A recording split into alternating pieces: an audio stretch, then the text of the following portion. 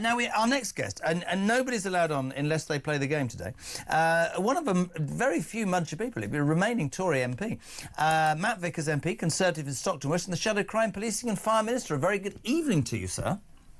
Good evening, Jeremy. How's it going? Now, I've told you before, I know you're a politician, I know you're a shadow cabinet minister and all that sort of stuff, shadow minister, but I'm helping you just understand that people love you. If you need to come on this show today by doing an impression of the man who needs a voice coach. We've had several, because it's the bloody story of the day, Matty. Go on, have a go. Keir Starmer. Not at the moment. I don't know that I've really got it in. I tell you what, I've had a plan going for a little while. Go on. That's when, if I can perfect it, I'll have a listen to what's gone on today. I'm going to try to perfect it, and I'll do and I'll ask a PMQ in the voice of Starmer. Have you heard? Have you got that David one? Are you doing it now? You doing it now? I can't do it. I'm terrible. Listen to this. I'll work on it. When I come on next time, I'll have it. Listen to this, though. This is the best voice note of the day. This is David. Go. Keir, I'd like you to do some warming up exercises. Wheeze the vocal cords. Can you recite some pledges from your manifesto? By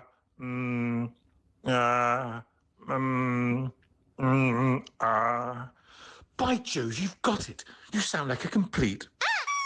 I mean, that's it. I mean, you can sit and you can talk about resetting Brexit and crime and all that, but the truth of the matter is... crime, though.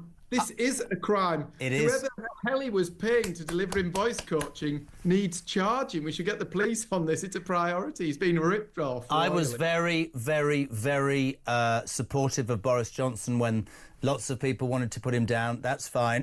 It ended. But he was systematically taken from office, and a majority, by having a piece of cake and apparently allowing this sort of stuff to go on. I remember Boris standing up in the House of Commons saying, well, hold on a minute, you're talking about being in charge of buildings. You were in charge as the Director of Public Prosecutions and missed Jimmy Savile. This hypocrite who made a career out of telling everybody, OK, is no better than anybody he has slagged off. This is disgusting. And again, Matt, people will not forget this, will they? Well, the thing is, it's not strike number one, it's strike number two. I still, in my own mind, cannot understand how Keir Starmer went to some gathering in northwest Durham, eating pizza and beers, not with people who he worked in the office with, people who had been amassed from across the country. Yeah. It is insane that he got away with that. I still cannot understand, as somebody who I like to think is semi-informed, how he got away with that and how that was acceptable. Never mind this as stage two. Now that we want to talk about a march in London today, but I want to talk about none of us seem to be able to understand. I know we can joke and say there isn't a theory, it's just ideology. This man seems to deliberately every day want to hack off people who will never give him the time of day. Again, we've talked about pensioners, we've talked about farmers. He obviously patently wants to reset relations with Brussels. But what's interesting is that businesses will really, really suffer. Now, we had the budget where small and medium-sized businesses, not to be encouraged to grow and create growth, were hammered. They're going to be hammered again because of this ideology, despite the fact, Matt, that 17.4 million people voted to leave the EU. Political suicide, surely. It is nuts. The biggest people we're missing out with there is the high street shops and the landlords, because that hasn't quite fed into the media narrative yet. They are being hit by national insurance increases, but the small businesses, you know, the ones that add the colour to your high street and your local pub, they're about to be whacked with a massive bill for business rates, because they have slashed business rates relief for leisure, hospitality and retail to its thousands of pounds on the bill, as well as the thousands of pounds on national insurance. It's insane, and they are the next big victim. And in the next few months, we're going to see them all going down the pan. We're starting to see a couple of them, but we're going to see the rest. Even the big retailers are going down the pan. But in terms of Brexit, are we really surprised? This is a man who ran to be the leader of the Labour Party, pledging to bring back free movement. A couple of months ago when we had election, you know, it was all about smashing the gangs. But the guy was promising, in order to get elected as the leader of his own party, he sold them the idea he was going to reinstate freedom of movement. We shouldn't be surprised. This is exactly what we should have expected. Do you genuinely think in the next 4 years, bearing in mind the size of his majority, how close do you think that this scary socialist government can get us back close to Europe? Genuinely, how close? I think you're going to see a lot of things that will whether we're back in infinite, whatever they call it, they start referring to things as different names like irregular migration. They'll rebrand it. You sounded like Starmer then. Well done, Matty. That was good. Irregular migration. Whatever it might be, whatever the brand it has, and whatever it seems like as a headline, underneath the bonnet, there'll be wiring goes on that's very difficult to remove. You're about to see a bill on immigration on Monday. Well, you've seen the headlines on it. They're removing the ability that the UK has to age define people, to test people for their age when they arrive here illegally. You're seeing them remove all sorts of things that we put, even the right to deport people, the pressure on the Home Secretary to remove people who arrive here illegally. The law says that if you arrive here illegally, you can't claim asylum. All of this is actually being ripped out. So whoever arrives next, should we get back into office in 4 or 5 years' time, then this will be even harder to bring back. Why I voted personally, I've always been honest with people doing this show, why I voted to leave was I sort of think this country should make its own laws and police its own lands and fish its own waters and have its navy in charge of its borders. And I don't like the fact. And, I was a Thatcher fan. Quite when she built that Channel Tunnel is beyond me. I'm being completely serious. I don't understand why we gave away so much. Something else that you've been heavily involved in, shadow crime policing and fire minister under Kemi.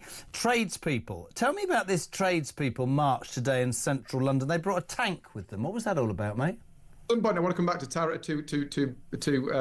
trade and international trade. But either way, yeah, today in central London, and do you know what? Not enough people have noticed this. Hundreds and hundreds of tradesmen came to town with one mission. So I am the son and brother of a builder. My dad's a builder. My brother's a builder. And when you see a tradesman's van get broken into and their tools get nicked, you kind of think, that's a big crap. Actually, that's huge consequences. They lose the equipment, the materials that were stolen. Their van gets damaged and put out of action. They disappoint a customer. They lose a day or weeks of work because they haven't got the kit they need. They can't get the van to work. All of these, it's actually huge, huge problem. And those people are the backbone of Britain. This economy is built on literally built on the work of small business people. And they are getting absolutely smashed by this thing. It's growing at a rate, particularly in London.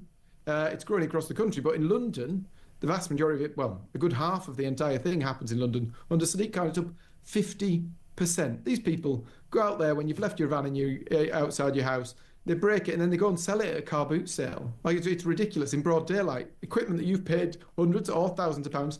And the worst part of this is there is a bill on the shelf that had been put through about protecting people's stuff that was getting nicked like this, that was going to mean the people who produce those tools, that heavy machinery, the people who produce stuff that can have an immobiliser on it, have to put identification on it. They have to put equipment that allows you to identify it, regardless of what these bad guys might do, that requires them to build it with an immobiliser that puts them off nicking it. Basically make this stuff hard to nick. It's in there. It's gone through. It's on a shelf. He can pick the pen up now and he can sign it off. And these people will have the protection that they deserve, and he hasn't, and it's 6 months in, it's a disgrace. And actually, the irony, and I'm glad we could talk about it because it is a disgrace, this is against tool theft. And he's the son of a tool maker. Well, he's the son of a tool maker, I'm the son of a builder. But it's so regular, it's now happening once every 12 minutes. I saw a video the other day of this poor guy absolutely rinsed everything he'd worked for, all of his tools, and then couldn't work. So we're happy and glad to support that. 23 minutes to 7, by the way. Matt, don't go anywhere. I want to put this to you as a spokesman for the Tories. You've always been honest. You come on.